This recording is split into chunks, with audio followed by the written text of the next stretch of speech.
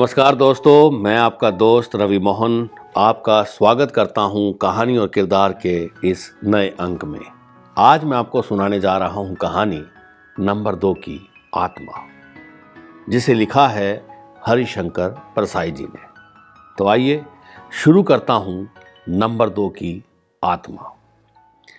कमबख्त taxi बेचकर साधु और योगी हो गया है। एक ही तो ये टैक्सी वाला था जिसका मीटर ठीक रहता था। वो अच्छी बातें भी करता था। कहता, साहब मीटर भी आदमी को पहचान लेता है। टैक्सी के मीटर अक्सर आदमी को देखकर ठीक होते और बिगड़ते रहते। इसका मीटर मेरा आत्मीय हो गया था। मुझे देख लेता तो होश में रहता था। मैं अक्सर उसी की टैक्सी लेता था। एक दिन मैंने उससे कहा, चलो भाई जरा यूनिवर्सिटी पहुंचा दो। टैक्सी वाले ने कहा, साहब माफ़ करना, 15 दिन खिदमत नहीं कर पाऊंगा। जयपुर से एक बड़ी पार्टी आ गई है जिसकी खिदमत में लगा हूं। मैंने पूछा, कैसी पार्टी है भाई ये और क्यों आई है? उसने कहा, बड़े सेठ हैं, इधर एक कोई साधु आए हैं जो 2-3 घंटों में आदमी को अपने से भुलाकर दूसरी दुनिया में ले जाते हैं। उनका यहाँ पर आत्म शांति आश्रम चल रहा है। बड़े बड़े लोग आए हैं आत्मा की शांति के लिए। मैंने उससे पूछा, क्या तुम्हें आत्मा की शांति नहीं चाहिए? उसने कहा, साहब किसे नहीं चाहिए, पर अपना तो ये है कि दिन भर मेहनत की, शाम को बीवी बच्चों के साथ खाना खाया और सो गए। सवेरे से फिर आप लोगों की खिदमत में। मैंने पूछा, फिर ये जो तुम्हारी पार्टी है वो ऐसा क्यों नहीं कर सकती? उसने कहा, पता नहीं साहब, क्या बात है, बंबई, कलकत्ता और दिल्ली फोन करता है, सौदा करता है और 2-3 घंटे के लिए आत्मा की शांति के लिए और अपने को भूलने के लिए साधु आश्रम में आ जाता है। लौटकर फिर हिसाब और फोन करने लगता है। मैंने कहा, शायद उसकी आत्मा अपने से अलग किस्म की हो। उसने कहा, हाँ साहब, हो सकता है। आत्मा का भी इस जमाने में क्या ठिकाना है साहब। सुना है नंबर 2 की आत्मा भी होने लगी है। खैर, ये सब बातें सुनकर मैंने दूसरी टैक्सी ले ली। 3-4 दिन बाद वो फिर मिला। मैंने पूछा, कैसा चल रहा है धंधा?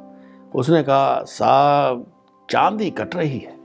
मैं तो चाहता हूं कि इस देश में सब लोग नंबर 2 की आत्मा के हो जाएं, तो हम लोगों का बड़ा फायदा हो। मैंने पूछा, सेठ को कोई और शौक है, मतलब दारू का या औरत का?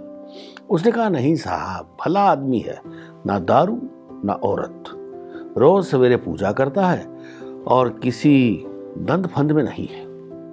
बड़ा धार्मिक आदमी है, पर आत्मा की शांति के लिए और अपने को भूलने के लिए रोज सैकड़ों रुपए खर्च करता है। बड़ा भला आदमी है साहब। गुरु संत लोग उसे 2-3 घंटे में दूसरा आदमी बना देते हैं। 2 दिन बाद टैक्सी वाला मुझे फिर मिला। मैंने पूछा, अरे भाई आश्रम में क्या होता है? आत्मा की शांति कैसे मिलती है? आदमी अपने को कैसे भूलता है? उसने कहा, मैंने खिड़की से झांक कर देखा है।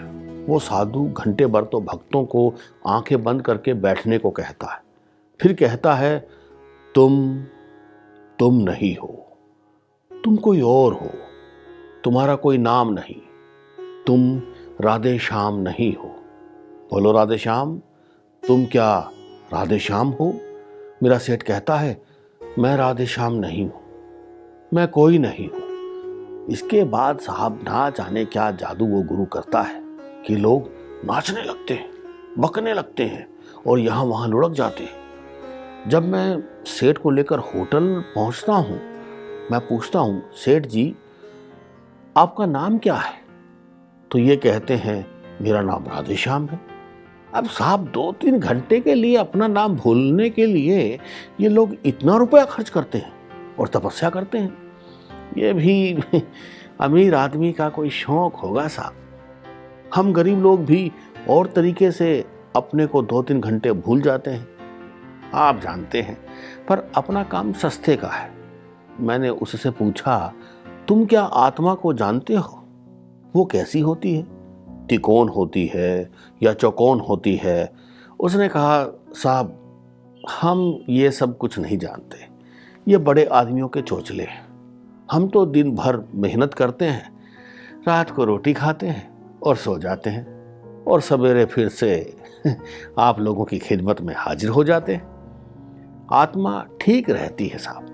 मैंने पूछा, जब ये तुम्हारा सेठ गुरु के आश्रम में कहता है कि मैं राधेश्याम नहीं हूं, तो फिर राधेश्याम के नाम से बंबई और कलकत्ता सौदे के लिए ट्रक क्यों भेजता है? उसने कहा, पता नहीं साहब कि ये मामला क्या है। हम तो कुछ खास पढ़े लिखे आदमी भी नहीं हैं। हम क्या समझें कि 2 घंटे पहले कोई आदमी ना होकर ईश्वर हो जाता है और बाद में बंबई और कलकत्ता से सौदे के लिए फोन करता है। मैंने कहा, क्या तुम्हें यह नहीं लगता कि आत्मा और माया के बीच में सौदा हो गया है? यानी स्वार्थ और परमार्थ ने हाथ मिला लिया है, या ईश्वर बिजनेसमैन हो गया है? उसने कहा, साहब हम ये बातें क्या जाने, हम तो क ख ग पढ़े लिखे हैं। हम का जानी, हम तो टैक्सी चलाते हैं, मेहनत करते हैं। और जब मैंने बाल बच्चों का पूछा, तुम्हारी तरह वो सेठ भी मेहनत करके बच्चे पालता है, या वो योगी साधु भी रोटी के लिए कोई काम करता है? उसने कहा, साहब हम तो गरीब आदमी हैं, हम इन बातों को क्या जाने। इतना जानते हैं कि साधु कुछ काम नहीं करता और रईस की तरह रहता है, और हमारी ये पार्टी मतलब ये सेठ भी 2-3 घंटे साधु के पास रहने के बाद बंबई और कलकत्ता के सौदे के लिए फ़ोन करता है। बस इतना काम ये लोग करते हैं। मुझे ये मामला बड़ा दिलचस्प लगा। कोई करोड़पति 2-3 घंटे अपने को, जगत को और माया को भूलने के लिए इतनी दूर आए और इतने रुपए खर्च करे। मुझे ऐसे लोगों पर दया भी आती है। मैं जानता हूं अध्यात्म भी धंधा है, अमोह भी धंधा है, निलोभ भी धंधा है, अपरिग्रह भी धंधा है, अहिंसा तक धंधा हो गया है। एक दिन टैक्सी वाले से मैंने पूछा, क्या 2-3 घंटे अपने को भुलाकर जैसा इनसे वो साधु करवाता है वैसा क्या तुम नहीं करा सकते? वो बेचारा सेठ 2-3 घंटे कसरत करता है, तब कहता है कि मैं राधेश्याम नहीं हूँ, मेरा कोई नाम नहीं है, मैं तो शुद्ध आत्मा हूँ। तुम क्या इससे आसान तरीके से यह नहीं करा सकते? टैक्सी वाला बेवकूफ़ नहीं है, बहुत समझदार है। वो मामला समझ गया। उसने कहा, साहब मैं हिराई करता हूँ, परसों आपको बताऊंगा। ऐसा हो सकता है और बिना गुरु के हो सकता है। तीसरे दिन वो मुझे मिला, कहने लगा, आपने ठीक सलाह दी थी। मैंने सेठ से कहा, सेठ जी आप 2-3 घंटे सेठ नहीं रहने के लिए सैकड़ों रुपया खर्च करते हैं, फिर आप सेठ हो जाते हैं। इतना पैसा आप इतने छोटे से काम के लिए क्यों खर्च करते हैं?